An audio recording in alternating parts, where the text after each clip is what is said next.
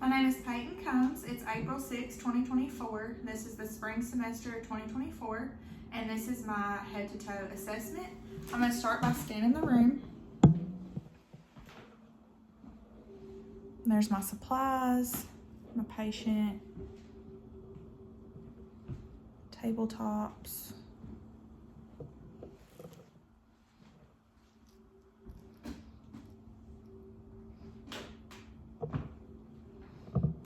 There's the floor.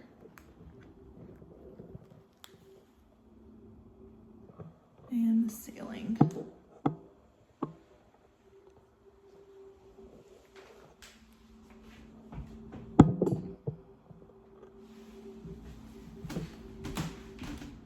So we're going to start by assessing the patient's skin on his head, neck, face, posterior and anterior chest and abdomen. We're looking for color, temperature, edema, moisture, texture, turgor, scars, bruises, lesions are needy, and none are noted. I'm going to move on to assess his head. It's normal, cephalic, symmetrical, and midline. We're going to assess his scalp and his hair. So his hair is brown in color, texture is fine with unequal hair distribution noted. We're going to feel for any depressions, masses, lesions, deformities, or tenderness. Is that tender? No. Okay, so no tenderness, masses, lesions, or deformities noted, and no infestations noted. Next, I'm going to palpate his temporal arteries for tenderness. Is that tender? No. Okay, so we're going to move on and palpate his lymph nodes in his head and neck, starting with preauricular, postauricular, submandibular, submental, anterior cervical, posterior cervical, occipital, tonsillar, and supraclavicular. Any tenderness? No. So we're going to assess for TMJ. So if you'll open and close your jaw, move it from side to side. Any tenderness? No. So no tenderness, crepitus, or subluxation noted. Now we're going to test cranial nerve 5, the trigeminal nerve, testing for motor and sensory. So for motor, I'm going to have you open and clench your jaw again. Okay? And for sensory, I'm going to have you close your eyes and let me know where you feel my touch. Cheek, forehead, cheek, chin, nose.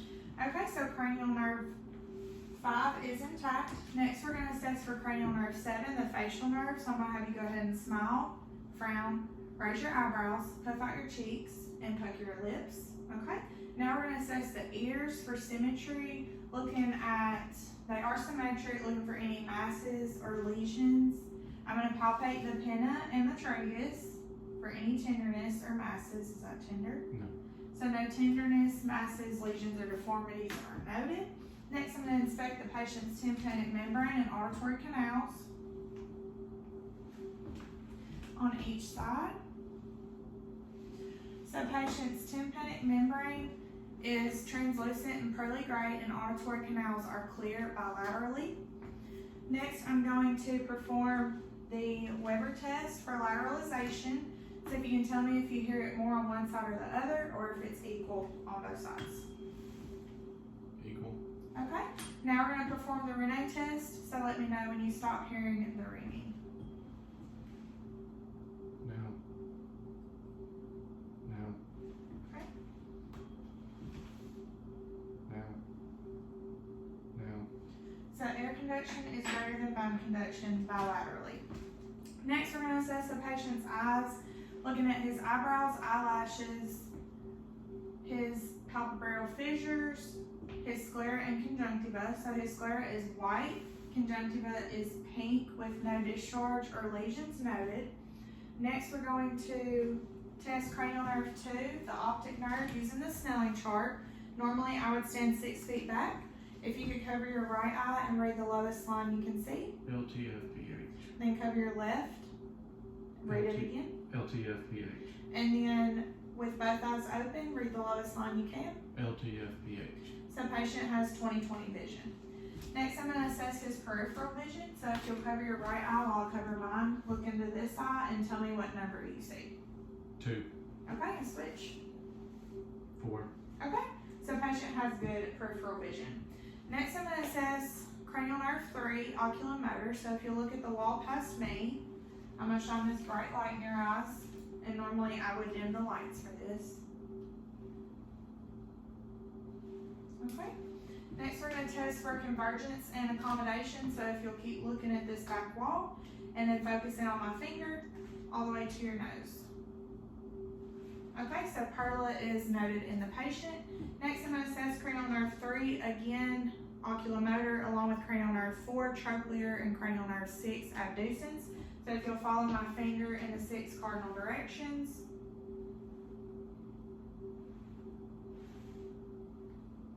Okay, so cranial nerves 3, 4, and 6 are intact. Next I'm going to assess the patient's red reflex. Again, I would dim the lights for this.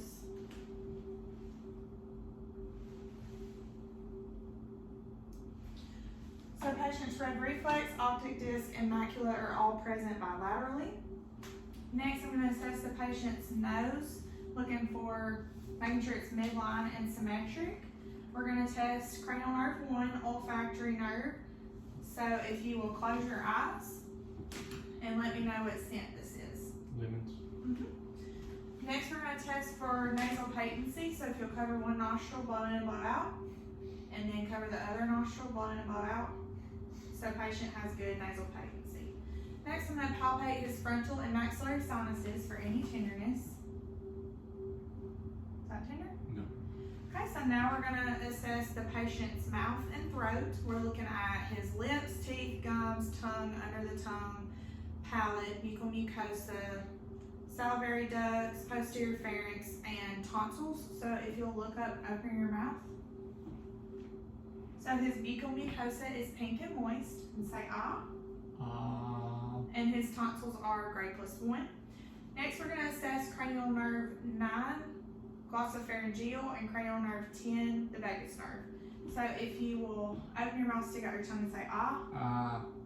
So his uvula rises and falls appropriately with phonation. So cranial nerves 9 and 10 are intact. Next, we're going to assess cranial nerve 12, hypoglossal. So if you will stick out your tongue, lift it up and down and side to side. Okay, so patient's tongue is midline, cranial nerve 12 is intact, and there are no fasciculations noted. Next, I'm going to assess the patient's neck, looking at his trachea, making sure there's no deviations. It is symmetrical and midline. We're going to palpate for his thyroid gland. You can swallow. Okay, and while I'm here, I'm going to go ahead and palpate his carotid arteries on each side. So his carotid arteries are 2+ bilaterally. Next, I'm going to auscultate for any bruise in his carotid artery using the bell of my stethoscope. I'm going to have you hold your breath while I do this. Okay, so there are no bruises auscultated bilaterally. So I'm going to have you turn around at this point. I'm going to assess the patient's posterior chest. So at this point, I'm looking for any signs of respiratory distress, the use of accessory muscles, tripod positioning, nasal flaring, retractions, any tachypnea or cyanosis, and none is noted. He's symmetrical. I'm going to go ahead and assess for equal chest rise and fall, so if you'll breathe in and breathe out. So patient's chest rise and fall is symmetric. I'm going to palpate for tactile fremitus, so if you'll say 99 each time you, go ahead and kind of hug your back and lean over a little bit. Yeah, that makes it easier. So if you say 99 each time you feel my touch. 99, 99, 99, 99. Okay, and now we're going to percuss all the lung fields in the intercostal space.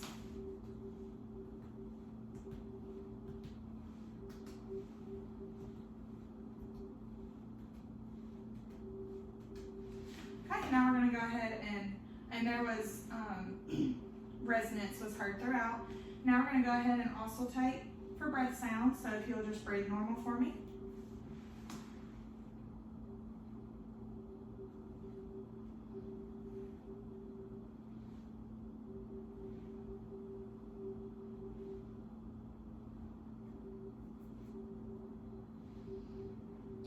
Now we're going to check for egophony. So if you'll say EE each time you feel my stethoscope.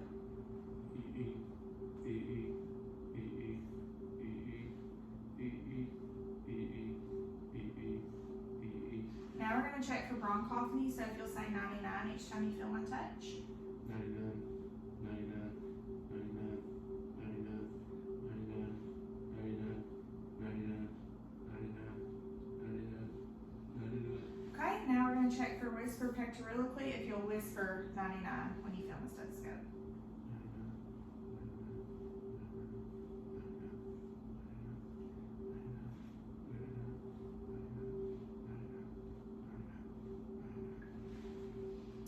Okay, now if you will turn back around for me, we're going to look at his anterior chest. So again, everything looks symmetric. We're going to check for equal chest rise and fall, so if you'll take a deep breath. Okay, so patient has symmetrical chest rise and fall. We're going to assess for tactile firmness again, so if you'll say 99 when you feel my touch. 99, 99, 99. Okay, and now we're just going to also take the 6 lung fields, including the 2 lateral. So if you'll just breathe normal for me.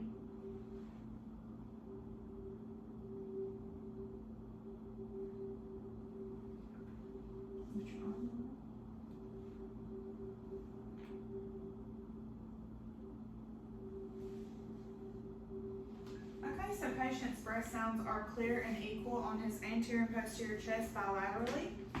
Next, I'm going to go ahead and listen to his heart tones. We're looking for, or listening for any extra heart tones or murmurs. I'm going to start with the bell of my stethoscope. We're going to do the bell and the diaphragm, starting with the aortic valve, which is in the second intercostal space on the right, then pulmonic in the second intercostal space on the left, Erb's point, third intercostal space on the left, tricuspid valve, fourth intercostal space on the left, and mitral valve, fifth intercostal space on the left, mid-clavicular line. We're going to switch back to our diaphragm for aortic, pulmonic, Erb's point, tricuspid, and mitral. Okay, next we're going to, so there are no murmurs or extra heart tones noted. Next I'm going to assess for the point of maximum impulse, which is going to be the fifth intercostal space on the left in the mid-clavicular line. Now we're going to assess or auscultate the apical pulse. So I would normally listen to this for a full minute. So patient's heart rate is 68, rhythm is regular, and S1 and S2 are noted. Okay, so now I'm going to go ahead and have you lie down. Keep your head at a 30 to 45 degree angle. I'm going to assess for JVD. If you can turn your head to the right, okay, and then to the left. Okay, so no JVD is noted. You can go ahead and lay flat. So at this point, I'm assessing for any heaves or lifts in the chest, and none are noted. I'm going to go ahead and palpate over the auscultation points for any thrills. So again, aortic, pulmonic, Erb's point, tricuspid, and mitral, and no thrills are noted. I'm going to go ahead and listen to him while he's lying flat, again starting with the bell of my stethoscope. Aortic, pulmonic, Erb's point, tricuspid, and mitral, and then the diaphragm, aortic, pulmonic, Erb's point, tricuspid, and mitral. Now I'm going to assess for any bruise on his arteries. So starting with the aortic artery, renal, iliac, and femoral, and no bruise are auscultated. Now I'm assessing the patient's abdomen. It is flat and symmetric. I'm going to go ahead and auscultate each quadrant for his bowel sounds.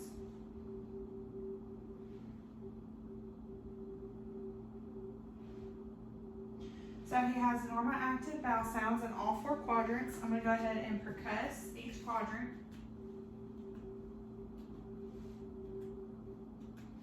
So dullness is heard over organs and tympany heard throughout. I'm going to go ahead and palpate for any tenderness or masses. Just let me know if you feel any tenderness. So no tenderness or masses noted. Now I'm going to palpate the liver. If you'll hold your breath while I palpate the liver. So the liver is not palpable, which is a normal finding. I'm going to move on to the spleen. And the spleen is not palpable, which is also a normal finding. So if you'll go ahead and sit up, I'm going to have you turn that way for just a second. We're going to assess for CVA tenderness. So you just let me know if this is tender. That tender? No. Okay, so you can go ahead and turn around for me.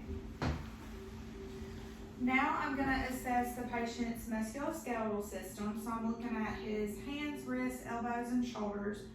Looking for any redness, swelling, tenderness, deformities, crepitus, or nodules, and none are noted. I'm going to go ahead and assess his capillary refill. Capillary refill is less than 3 seconds bilaterally. Now we're going to test the palpate the radial pulses, which are 2+ bilaterally. Now we're going to assess his range of motion. If you'll follow me with flexion, extension, hyperextension, abduction, adduction, and thumb opposition. So that's range of motion for his fingers. Now we're going to move on to his wrist. So if you'll follow me with flexion, extension, hyperextension, ulnar deviation, radial deviation, and rotation.